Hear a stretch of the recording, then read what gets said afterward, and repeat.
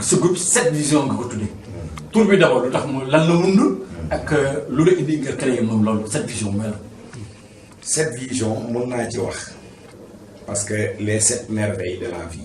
parce que ñëpp xam nañ ne arc-en-ciel 7 couleurs la. Développement boo koy def da ngay toucher lépp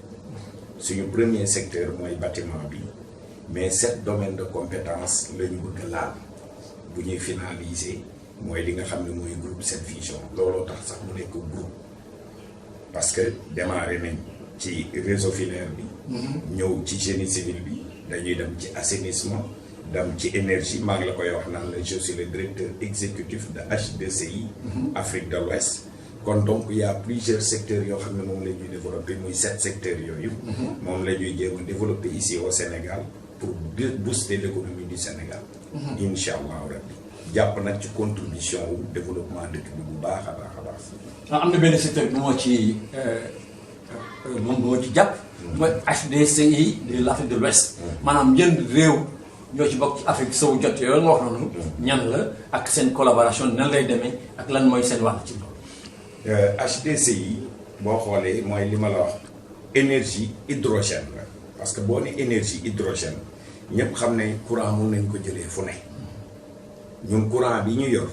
dañ koy jëlee ci humidité bi dañ koy jëlee ci ndox mi dañ koy jëlee ci naaj bi c'est des batteries yoo xamante ne batteries yu ndaw lay doon yoo xam ne moom la ñuy intégré ci bu dee lampadaire solaire yi moom lañ ciy intégré rechargeable tous les 10 ans doo amul dara benn entretien boo ciy def da nga koy rechanger tous les 10 ans ngay def entretien bi kon donc loolu c'est beaucoup plus économique que yeneen énergie renouvelable yi te ça coûte beaucoup plus moins cher que yeneen yi nga xam ne ñoo fi nekk parce que loolu day contribuer ci économie comme li may wax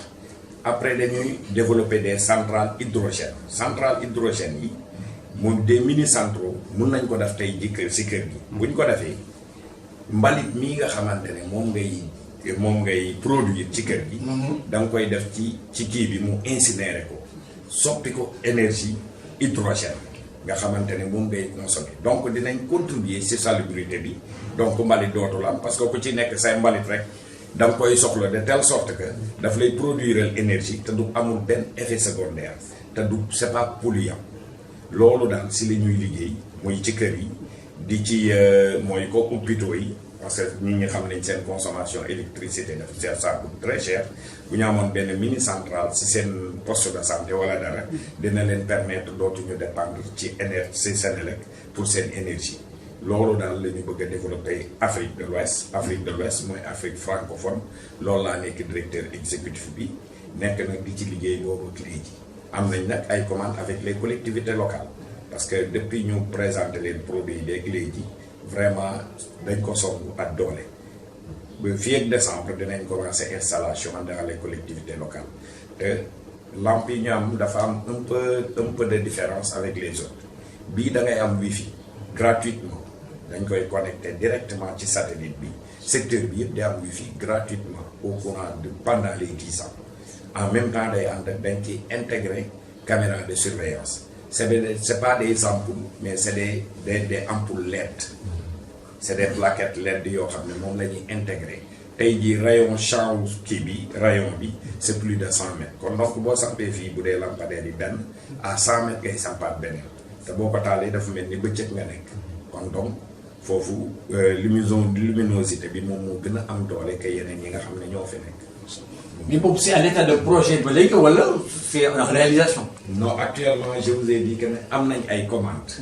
am nañ ay commandes booy fi mu nekk ñu ngi phase d'exécution fi mu toll nii. tàmbali ngeen ko. moom la ñu au courant du mois de décembre la ñu commencé exécution bi installation yi dans les communes yi nga xamante ne tey jii ñoom ñoo choisir suñu produit yi. vous avez déjà donc ciblé des communes ciblé ngeen déjà ay communes yoo xam ne fa ngeen koy expérimenter. waaw fii c'est des communes test.